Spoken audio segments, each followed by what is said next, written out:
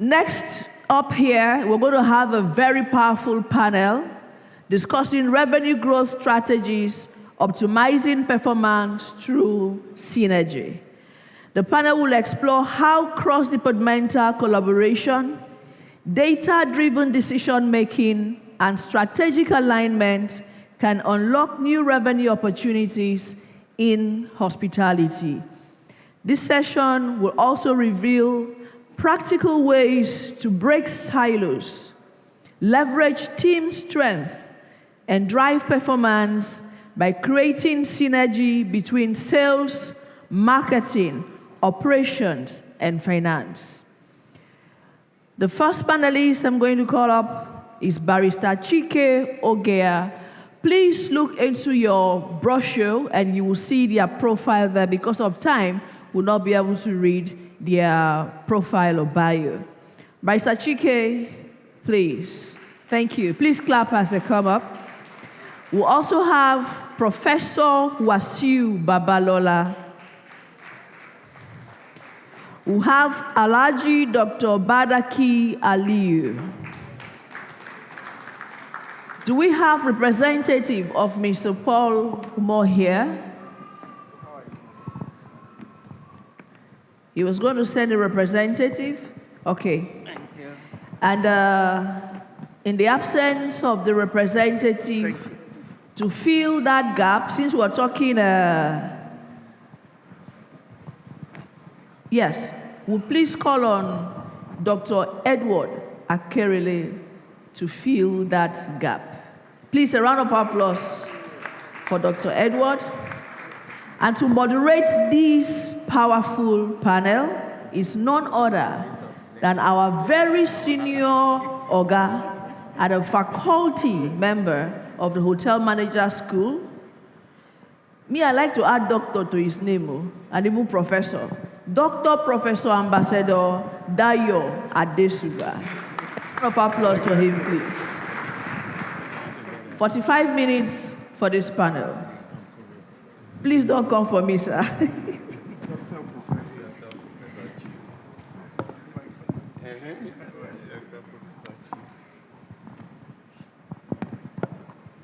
Check. Good morning, everybody. Well, I just want to say that this event has become some sort of homecoming for hospitality practitioners across Africa. And as we continue to forge ahead in our work, I want to encourage everyone to, once every year, find your way to HMC. Talk about it, like the princess has said. Tell your story about your journey. Several of us have different stories that we can actually harness into one story. And that's the story of Africa. Africa is rich, extremely rich, diverse, and there's so many things about it that is yet to be discovered. So I want to thank the convener for thinking about this some years back and the capacity to continue to grow it. We are in full support, and I want to always encourage everyone that's in this hospitality space to keep working assiduously so that hospitality, like we've known over the years, continues to grow and develop. Thank you so much. I welcome the panel, and I'm going to go straight into it because revenue growth and strategies, like we well know, is actually the catalyst to ensuring return on investment in our industry. No matter how good your product is, you have to attract the guests. If you can't attract the guests, then you're going to have challenges with that product at the end of the day. And being able to attract the guests, as we well know, will be determined by your strategies, particularly regarding revenue. The framework hospitality professionals address industry-specific challenges and opportunities. And with the panel seated here with years of experience, I'm very sure that we're going to do justice to this particular subject. Operations and guest experience. It's a major aspect of revenue management. And in today's dynamic and competitive hospitality landscape, we see that isolated efforts by individual departments are no longer enough to drive sustainable revenue growth. The key lies in creating synergy, a collaborative, integrated approach where revenue, sales, market net operations, and technology teams work in concert to maximize performance and profitability. Let me profile the first question to the barrister. There's another question I'm going to ask him, but let me start with this. Because we have lots of examples like his in this hall that are trying to get an answer to how they ended up in hospitality practice. But let me profile the first question. How can we ensure that all departments are working with the same playbook, using a unified data-driven approach? I'm asking you this question because I consider the Marriott story as one of these stories across the landscape of hospitality development in Nigeria. I worked with Sheraton in the early days. I was the pioneer staff of Sheraton. And we also, at that time, we also made a great impact on the industry as at that time. We basically changed the story and the trajectory of hospitality development in Nigeria as at then. So I want to ask that from your experience, how you've been able to manage profitability using revenue strategies. Thank you. Well, I must congratulate Mr. Olugbanda Sunday. He's been doing a wonderful job. Really, truly speaking, I shouldn't be here. I was supposed to travel yesterday, but I came in yesterday and because I wanted to encourage him. I happen to be an owner of a hotel. I'm not even a manager, you know, but the brand that we own is a very conservative brand. I mean, you all know the Marriott brand. Probably the biggest hotel chain in the world, over 20,000 properties, with different owners all over the world. And, but they have a very strict playbook, which is that they tend to just concentrate on their core business of hospitality, doing it the best way they know best. We have managers from all over the world in our property, because when we conceived of the property we had, the whole idea was that we don't want you to go into a property in Qatar, in Doha, in UAE, because as far as I'm concerned, that is where hospitality is at its peak right now, not even in Europe or America. Because those ones are 30, 40 years behind. Hospitality now, it's like, you know, what Iyaduni was trying to say. It's become an experience. It's not just about going to sleep in a hotel and all of that. So they like to just concentrate on that. Even in the areas of CSR, corporate social responsibility, they tend to shy away. So what we found out is that we, as the owning company, McFoley Hospitality, we have to keep coming into the space. Otherwise, you know, Marriott will just be there doing his thing. You go there, you see a fantastic brand, but there'll be no one telling the story. So we had to sit down and decide that, okay, if this is how these guys are, because I will call the general manager or the director of sales, like Iyaduni, you know, we have one, the director of human resources. I'll say, I want you to go to that conference, or I want you to go to that conference. And, you know, they don't accept what they do within themselves, because they have their own conferences worldwide that they're always traveling for. So we decided that as long as we're in Nigeria, and you know, we have for 7 years painstakingly built that property we built in Ikeja, and we also want to expand and build more properties. As we speak now, we are building the second one. Then I will have to come out more, or my CFO, or my legal advisor, and we tell our own story as per what we are doing in Nigeria, since these guys really would not do that. So to that extent, I can tell you that I had to jump into the fray. And I have also become a hotelier, a manager, and all of that, because I've started learning from what I see them doing. Basically, the story of the Marriott is that they are, like I said, the biggest hotel chain in the world, and they have their own systems, trainings, everything, in-house that they use globally. So when you talk about driving revenues and all of that, it's the same old template, but they have perfected it the Marriott way. So what they kind of do is that they use what they call MICE, meetings, incentive, conferences, and exhibitions.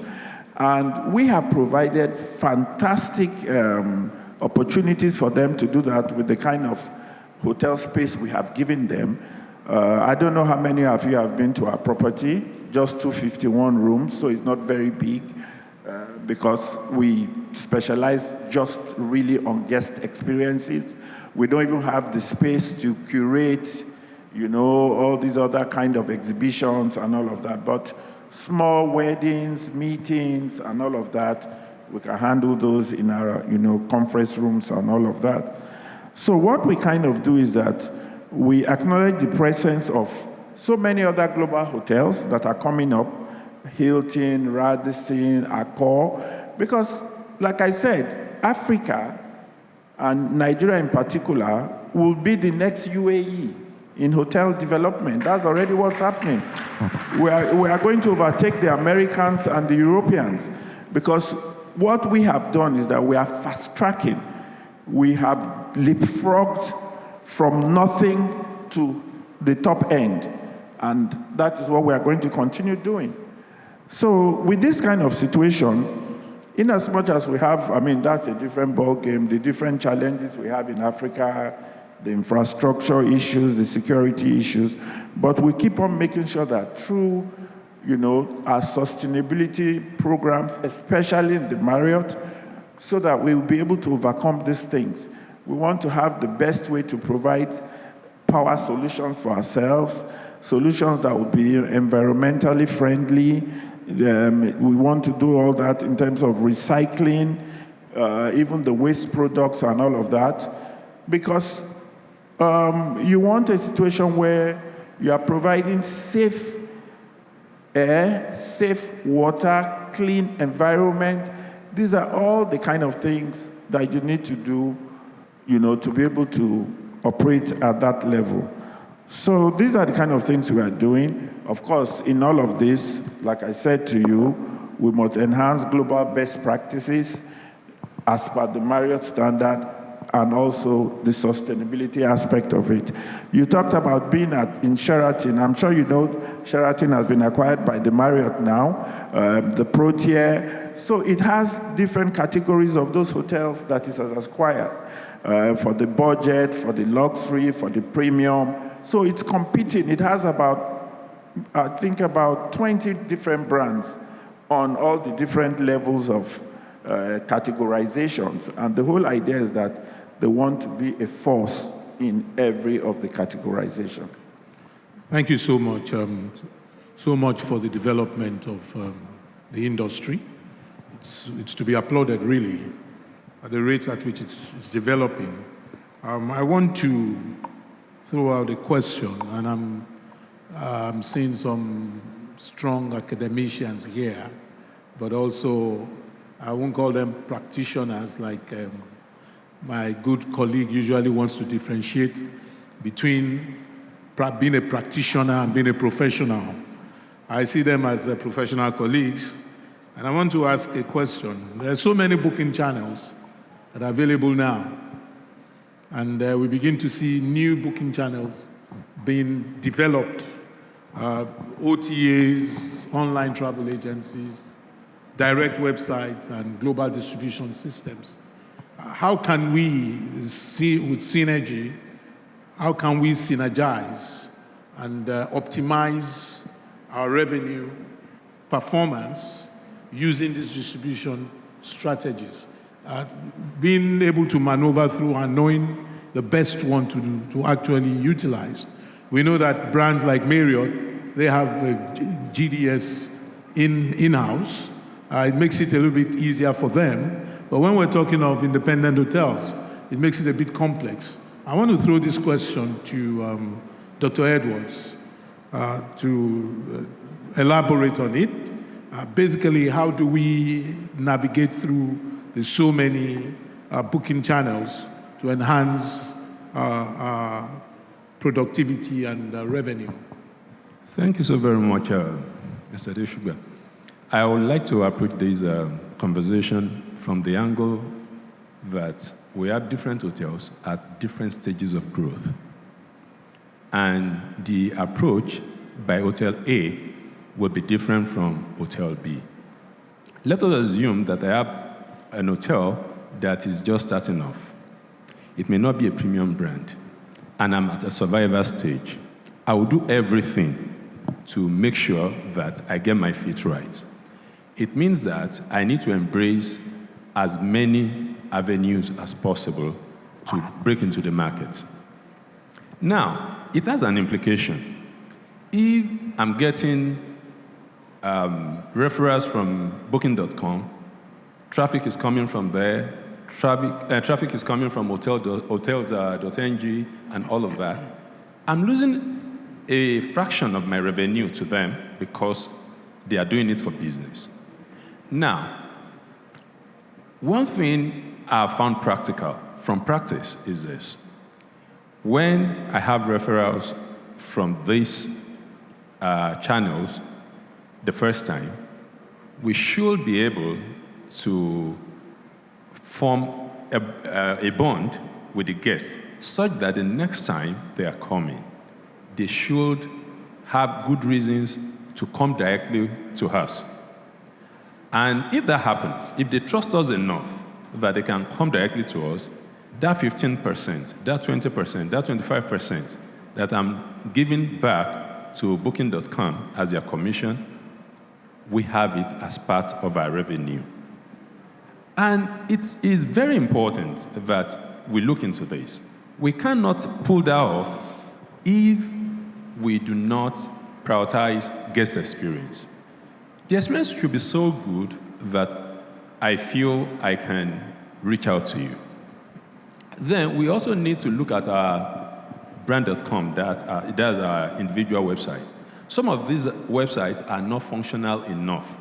They are not interactive enough for guests from different parts of the world to make their bookings and also make their payments.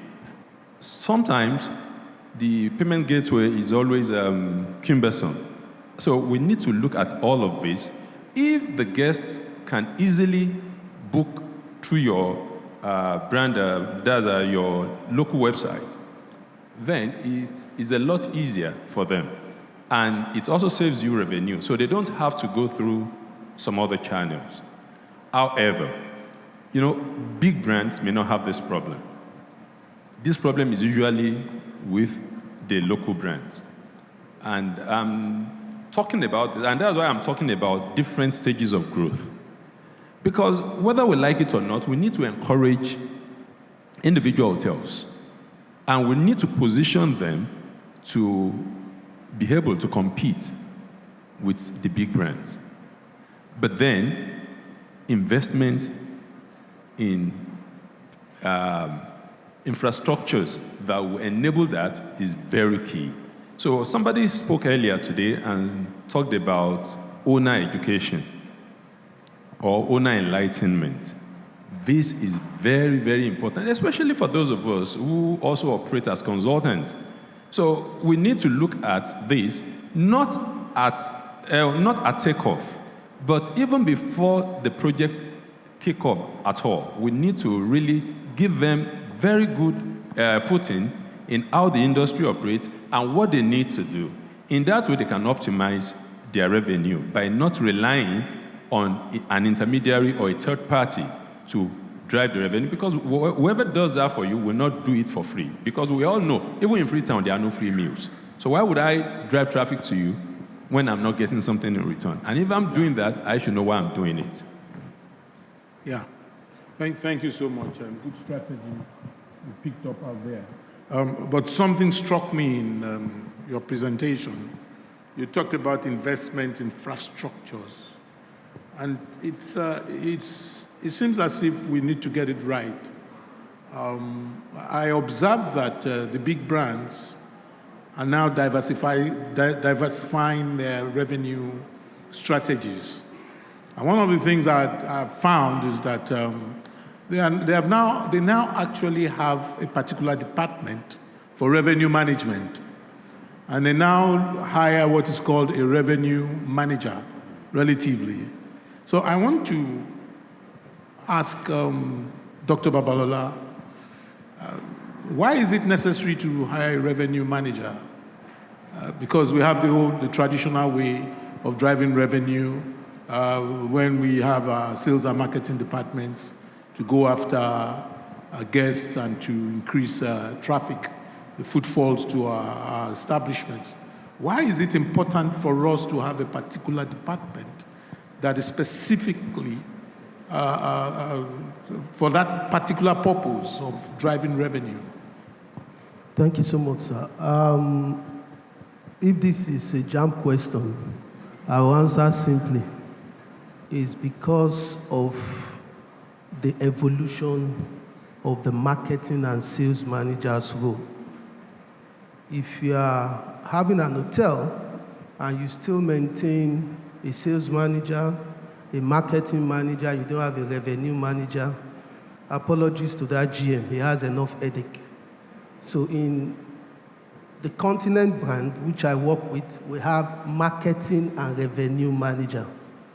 Purpose of marketing, you need to consider the need of the clients, and the other angle is for you to ensure we are maximizing revenue at the lowest cost. So in other words, the sales it's function. It's a sales function, but you see, it's a bit sales and a little accounting. But we don't want to make it more of an accounting function. So we have to coin, because an accountant does not have bias for revenue. He wants to look at the book. So he doesn't have that empathy. So that's why we pay somebody from sales to move. So all you need is just 1 or 2 training. Now, I'm going to, so that the audience will understand why that role is very important. The fastest man in the world is who? Usain Bolt. What is the time? Less than 10 seconds, I think 9.06. Yesterday, Dr. Belinda showed us a slide and I was smiling. Jamaica won gold relay 100, and every person on the Jamaican team had their best performance that year. Usain Bolt ran 8.02, which he never did while he was running alone. So it tells us that as revenue manager, your skills goes beyond I need to sell. How am I selling? Where am I selling? What is the cost? So the man is like a coach under a manager that is helping the manager to understand this is how we need to sell. And just like my doctors said, we have brand.com so that we can understand how these things work. If you go to the social media, somewhere like OTAs like booking.com, you won't see a brand like Best Western. Best one that pulled out. Why? Why will me as a brand, I have so many database, I've looked at my income, I'm making more. People are coming directly to me because I have a robust all this profile. Be paying OTA 20% of my profit, not even the sales, because everything you pay to the OTAs, you are paying from your profit, not your sales. So they pulled out. So you can't see any Best Western on booking.com. That is their strategy because they are already on another threshold. Now, we need to understand, no matter the strategy you have to run these things we're talking about, it's always become obsolete. So that's why as managers, you also need to have this knowledge. And once you are able to acquire this knowledge, you can develop it on your own. because technology is evolving, and the way we compute this will also evolve. So I'll just put it on this. We have brand.com, which is you selling your hotel yourself. You have OTAs, online travel agents. These are specialized agents, just like the commission agents that are your foot soldiers that bring businesses, you give 10%. These guys are online. Do you realize if you just put your brand on Booking.com and Expedia, in less than 24 hours, you'll be on nothing less than 65,000 sites globally. You don't have the capacity of that. That is what they do. Now, Expedia will charge you up to 25%. Booking.com are doing between 15 and 23%, depending on how you want them to push your brand. Are they expensive? The answer is no. They'll put you on 65,000 brand. Most of them are referrals. So it may be the person that is booking at Shanghai, that link is booking for is like the 10th link from Booking.com. So from whatever they get from you, those guys keep collecting 2%, 1%. So what may come to them may be just 1.something%. So they have justification for that. Now, if we think that is the best, the answer is no. We now have what we call GDS. To be on the platform, the least you get on cyber is about $670 annual. Which hotel can afford $670,000 to be on that? But it's important, depending on where you are. So if you are in the primary market in Nigeria, like Lagos, Port Harcourt, Abuja, and you are in the prime location, and their data speaks to your location, I beg, jump at it. There the occupancies are below 50%. If you are running 60, 80%, you don't need those guys. You need to understand the dynamics. Now, we now have technology is creating confusion. We now have what we call, something search, meta search. Now, that meta search has given the power to the customers. All I need to decide, where is this product offered the least? I'll just go to the site and key in that hotel name, and it tells me these are the 10 cheapest prices. The site I can get the product, even from the hotel site, if it is the cheapest. They'll show. So these skills has put our job as managers on the line. But this thing is like AI. You better love it, trade with it, enjoy it so that you can at least manipulate it, or else it will drive you out of business. And that's where we are. So you now ask yourself as manager, how do I organize my own relay team so that I can be a winner at every point? Do I just run one-man show, which is only my brand and my sales team? Then I don't want to pay anybody. Or I will run my sales team, whatever comes to me is mine. But I'm not selling all my rooms. OTA, come and help me sell. Whatever I get from them, I pay the 20%, 25%.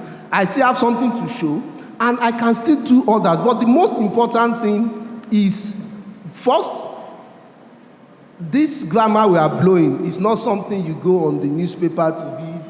You have to first, as a person, make an intentional decision that I need this knowledge. Then you need to go and acquire it. And it's a knowledge that expires every second because technology is evolving. So you have to be within that space to get it. Now, you keep asking. This is something we should have done. And I must congratulate my brother who was celebrated here, the MD of Elomax. Very interesting. I met this man first time 2016 when IOH pulled this stunt about this course. And this young man traveled from Port Harcourt to Ibadan to study this course. We were at Ibadan for 3 days, and I can tell you 6 months later, he sent me a text. He called and I didn't pick, and he sent a text. And so interesting, I have never been a better lecturer that day. I read the text and I smiled. He said, "Prof, thank you. I just finished my interview, and it was the knowledge I acquired at that revenue managers conference meeting that gave me the job. All of us, we have the same certificate, but that was the only thing I had that gave me that job." And the man has remained the MD. So it's not a skill that you need because your employer, because your sales is going down. You need it for your employer, you need it for yourself, because the future of hospitality is defined by that. That is where you learn terms like cost per room. Because as a manager, you don't know your cost per room. You don't know how you can maximize and sell. And that's why if you go to brands like my Ogeah now, if you are not smart, you are there talking with them, they will tell you the room is 650,000. As you are still blowing grammar, it becomes 850,000. Before you know, we are fully booked, we don't have that category, you have to go. What is it? That is another phase, automation in this. Because what they do is, at that point, you are putting your protocol on the internet to manage what you would ordinarily have started thinking about. And those protocols, if you don't have the knowledge of how your costs are, so it is not about, I'm an hotel manager, I am a skill perfect man. That idea don't die since 1980. You need to have little of accounting knowledge, little of sales, little of it, because these are things that will make you as a manager to sell the same room, 600,000 in the morning, and 2 hours later, you are telling them it's ₦1 million. What? It asks for issues of demand and supply, which is knowledge of economics, issues of cost benefit. What if I can't sell tomorrow? Since I demand, let me increase so that if I don't sell tomorrow, I still make money because I can't go below a threshold. And that's how you know that those brands, they will never sell below a threshold because we have to sell the brand. Somebody pays for those brands. So it's very important that whatever we are going to say today is just to open your mind that there is a lacuna to be filled in whatever capacity you have. Thank you so much. Thank you so much, Prof. Thank you. I would really like managers to listen very carefully because our industry is growing rapidly. We're doing some work around the South, and when I began to count the number of hotels that are being built and about to open up in Asaba, I couldn't count anything less than 15. 15. It's telling me that if you look at the business around that area, if you're not careful, it will become saturated. So we need to understand this particular subject. I want to throw a question at Alhaji Badaki. We have just barely 10 minutes, and we're just trying to make sure that we get us interested in this particular subject.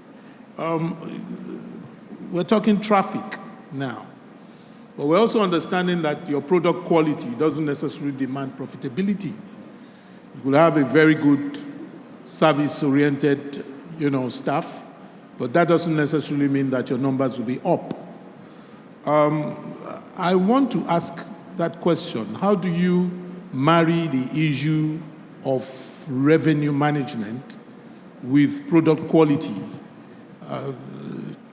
Your product is good, even you can get a 5-star feel, but still you're having issues with attracting patronage. How do you utilize revenue management to solve that particular challenge? All right, thank you very much. Good afternoon, everybody. Before I answer my Ogeah's question, I was just thinking I'll come here to come and take tea or lunch.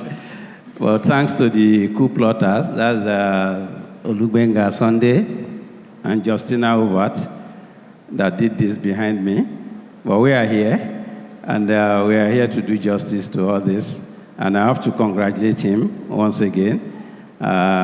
It took him up to 2 days back for him to still make me to be convinced to be here, but nevertheless, it's good to be part of success story. And just like my sister said, you tell your story in a good way that will make people to embrace it. Coming back to this question my brother has asked about revenue we are talking about. It's basically not just external. Internally, we have a lot to do to be able to ascertain that the services we are rendering, the rooms we are selling, the products we are selling, we are making profits. And some of us, we just believe when we are selling, we are selling, thinking that we are selling. Just like the question you posed to my brother, if you don't have good manager to manage your revenue, before you get to know, you're already off the business. Why do I say this? There are major indices that if you don't look at them critically in managing hotel, you'll find out that you'll be off the business. One, starting from your purchases. If you don't manage your purchases aspect very well, it will go down to bring your revenue to zero level when you are even making that money. Secondly, is the maintenance aspect. Big money can go through this process. If the revenue manager do not look into it, then you come to the sales itself, what will involve services you render and all whatnot. For a product, because of the influx of hotels here and there, you think about how do you stand out? What makes you to be thick in making this? What am I doing rightly or what am I doing wrongly in managing my hotel? If you want to price yourself, you look at the critical indices. For instance, the location of where your property is, then the environment. Look at the cultural value too. He was just talking about Marriott now, Ogeah's hotel. They could do this successfully because they are in Lagos, where the level of enlightenment is high. And people, they really know what they want, and they have the means to go for it. If you do it the other way around, you may not be able to get the results. And some of these brands you are seeing, and some of these properties you are seeing, the owners, they want to be identified with international brand. But why they identify with international brand, they are not very conscious of what it needs to be attached to that brand. A typical example, I think our brother here, Best Western Hotel, having dealings with one hotel in Enugu. Before they could sign off, it was drama. With the owner, you go back and front. I keep on encouraging both parties mediating. And behold, they started all. They encouraged the owner. And he was making it. While making it, he forgot about the standard being put down by Best Western Hotel. And after 2 years, I think, Mr. Tunde Abi, after 2 years, by the time Best Western came back, they wrote a series of letters. They now realized that, this guy will stain our name. They took the brand. So they gave him notice. You understand. So after the notice, the intermediary, they contacted me. This guy is not doing well. I said, look, you are doing cut and nail. This is your property. I warned you. If you want to go on international brand, adhere to this. Do you understand? Why am I putting out this example now? Is infrastructural management is key. You can be thinking that you are making that money today, and without having a very soundproof maintenance culture, you will not make it. You understand my point? And training. What we are doing here, you can see like Hello Max now, the number of people that came up here. A lot of property owners don't value this training. They have this adage. Someone that I will train today, by tomorrow he has gone. If you train someone today and you're able to hold that person well, it's an added advantage to your property. And to the industry. And to the industry. If you are not well equipped, you are not well trained, and you have the best facilities, I can visit you once or twice. If I have a nasty experience, why do I have to go back there? I don't need to go back there. So it's good when guests walking into a new place or properties, they're enjoying everything you are seeing there without knowing what it costs to provide that.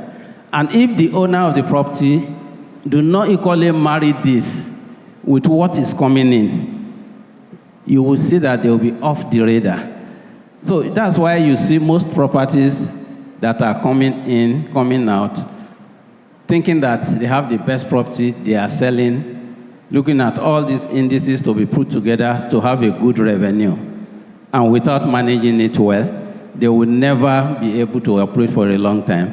And that's why you see some of them, they are going down, and you see another one springing up. If they follow the same pattern, it will still be the same thing. Just like you said in Asaba is, during COVID, I don't think there is any town in Nigeria that made money like them.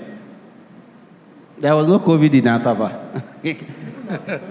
And Akure, they didn't lock down. So people were running from southeast, south to have a central point there. I know a man that it took him, within a year, he opened almost 2 units. What he was making in Abuja for 10 years, under 2 years, he has made it in Asaba. So now what I'm trying to say, now things are getting stabilized now.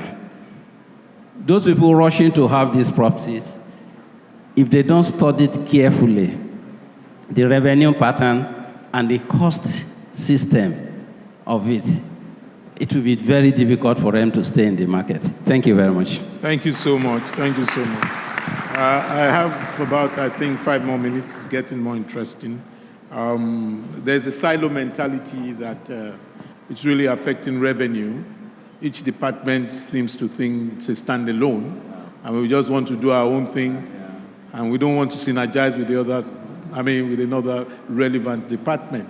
Housekeeping and front desk, they're always at loggerheads. Of course, traditionally, we know the kitchen and food and beverage service are always having issues, despite the fact that all these revenue and revenue centers and cost centers are interrelated.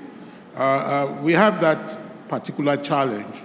And with that, I want to say that the need for us to drive revenue, which is critical to keep the establishment going, it's a no-brainer that we have to find a way to make sure that there's coordination between this particular. We've talked about training, but is training the only way that we can actually get that silo mentality, to do away with that silo mentality? Because we're talking training, and we even had the issue of the 2 aspects of training. We cannot train people on attitude and issues of having the right character for them to be able to run, which of course is something to be debated.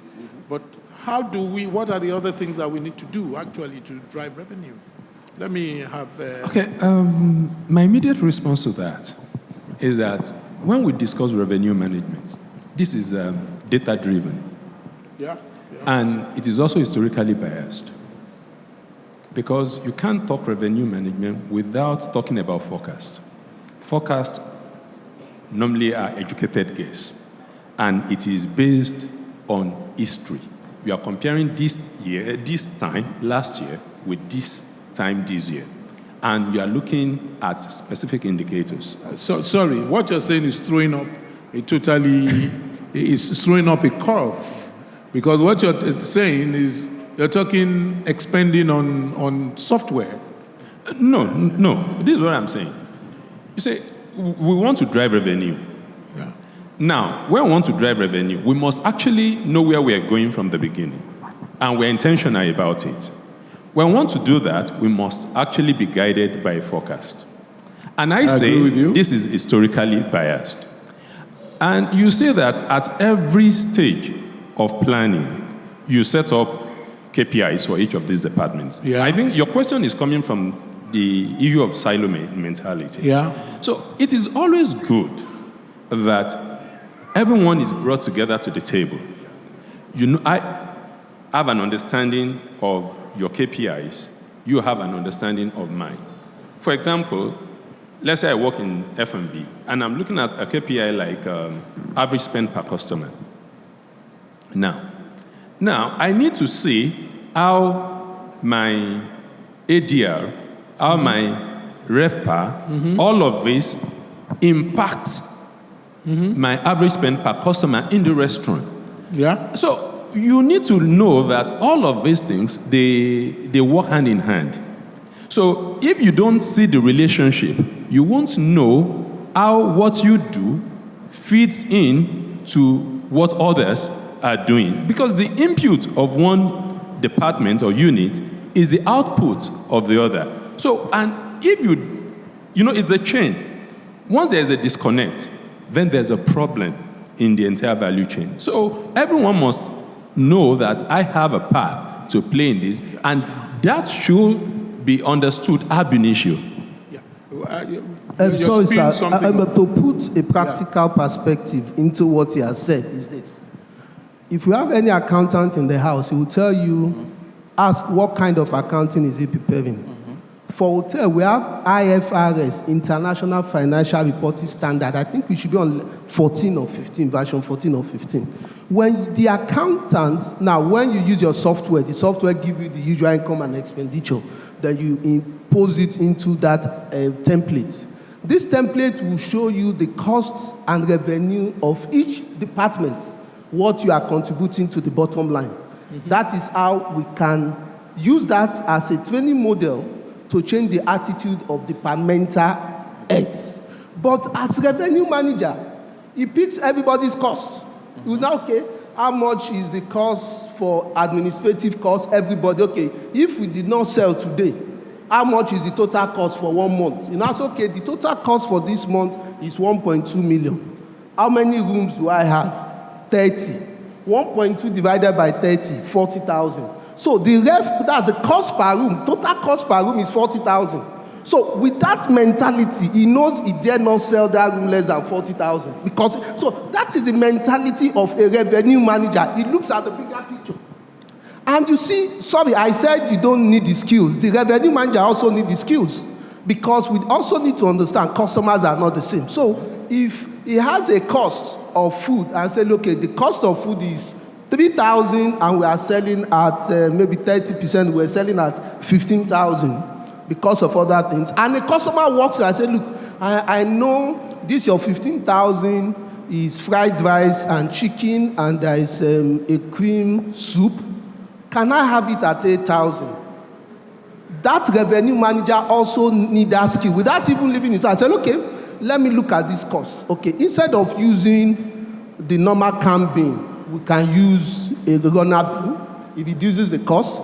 Instead of using a corn flour, I can use a normal flour. So he still needs little knowledge of how those things come about. So without even disturbing anyone, I say, okay, we can do 8,000. Then he will send the mail to them now in that kitchen and say, look, this menu is 8,000. Can you kindly substitute this for this for this, so that we can still achieve the entire organization's goal? What I'm hearing both of you say is that each departmental head must have a relatively clear knowledge of revenue management. Perfecto. They must have an understanding of the metrics. It has been even incorporated into the IFRS. And that is the difference between a brand and the unbranded hotels. The brand, they look at it on a daily basis. Yeah. Mr. Man, your cost is good. I don't have to wait till the end of the month.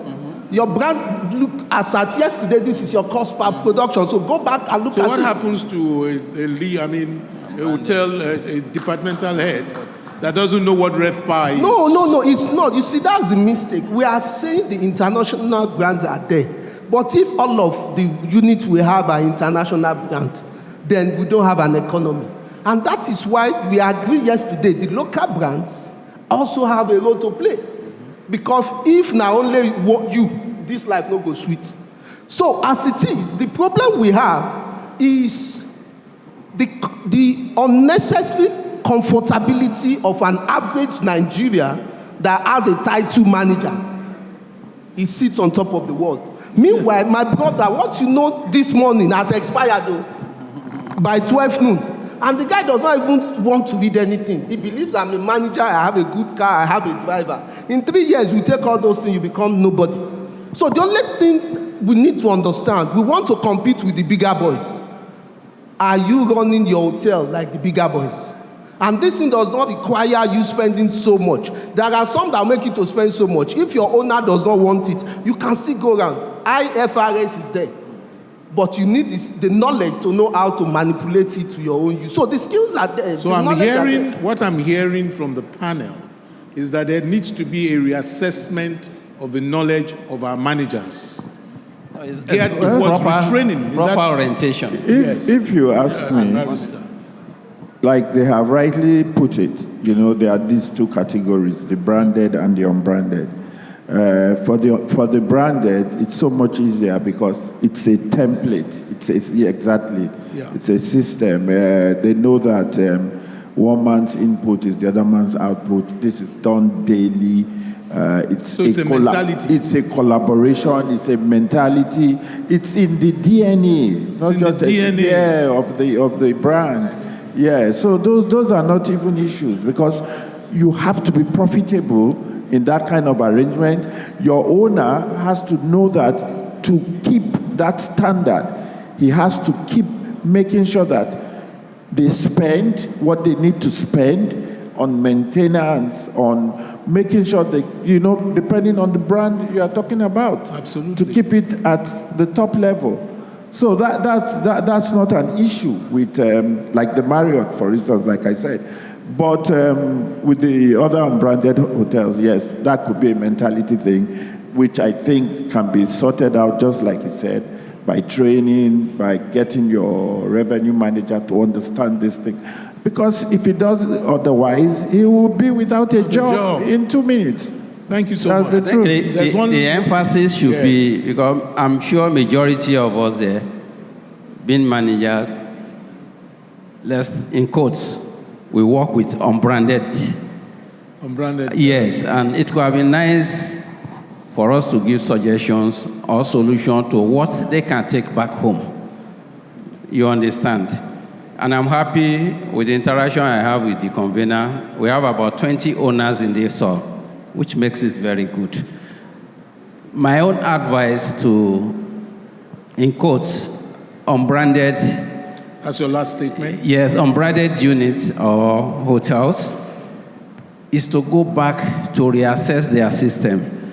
You may not have that kind of automation or specialization system in the branded organization, but there are ways in which you can go behind to be able to study what you make daily. For instance, with the introduction of bed and breakfast, you'll be thinking that maybe F&B units, you are losing your money. But they should know that through revenue manager, your revenue is in the room, sales of the room, because they are using that one to sell the room. So then the maintenance aspect, housekeeper may be thinking that it's only chemical, all those things they deal with. What do? We have to go back. How much have we expended to even make that room, including the front office? So my advice is let's go back home, reassess what we are doing, and if possible, we have this revenue manager. Some may not be able to afford it to have it separate, but it can be combined. After all, some they have income auditor, which they can combine the job of the revenue manager to the income auditor, because immediately the night auditor has finished his job, income auditor, 20, 30 minutes has rounded up. So you could do that to involve such a personnel to handle the revenue management aspect of your team. Thank you very much. Thank you so much. Dr. Edwards, last word. Well, we'll keep evolving, but then we need to be intentional, especially for our local brands. And if we will get there, then we really need to do a little more in investing in capacity building for those who will drive the revenue. Thank you so much. Prof? I think I want to follow what my brother just said. We all know where we want to be, but you have to be intentional on how to get there. Thank you. Barista, I want you to encourage those that didn't have start their career from hospitality like people like us. You came into hospitality at the latter stage of your career progression. And there's so many here. Yeah, the truth is that the world is now a global village, and even Nigeria, at last, we are shifting away from paper qualification. You remember before? I don't know what it's like, but in my generation, if you were not a doctor, a lawyer, or an engineer, you didn't go to school. But now we realize that those are the ones that are even struggling. Yes. People just with this or with the tablet or with the phone, people are making millions. The world is a different place. So it's just a matter of adaptability. People should just, having a profession is one thing, then having your passion is the other thing. So I always advise young people to follow their passion. Yeah, Thank you so much. Thank you so much. Thank you. Very incisive, very educational. I want to say as a last word that true revenue growth in the hospitality industry is not a result of isolated efforts. We're all in it together, but a result of very powerful synergy of data, like Dr. Edwards mentioned, technology, very crucial, our people, our processes, working together to create an optimized and profitable guest experience. Thank you so much, and please have a wonderful rest of our HMC event. Thank you very much. Thank you very much for this all-powerful panel. Mr. Convener, yes, Mr. Benga, please photograph with the panelists and presentation of their gifts. I apologize for pursuing you, sir. I will continue pursuing you. I'm your sister, yes. I'm also your supervisor. Want it to be we don't want distractions. On this panel, we have two PhD holders and one professor plus many PhD. Then one barrister and the owner of the Lagos Marriott. 3, Jesus. So you can imagine, and I'm sure you have really been impacted. We call it high-profile panel. We do this every year. There must be an high-profile panel. I want to say thank you for doing this for us. And Barrister Chike, thank you for canceling your appointments, your traveling to be here. We sincerely appreciate you. I have this small gift for you. Thank you, sir. Thank you. Thank you. And don't forget your podcast. They are waiting for your side. Thank you, sir. Thank you. Prof, thank you.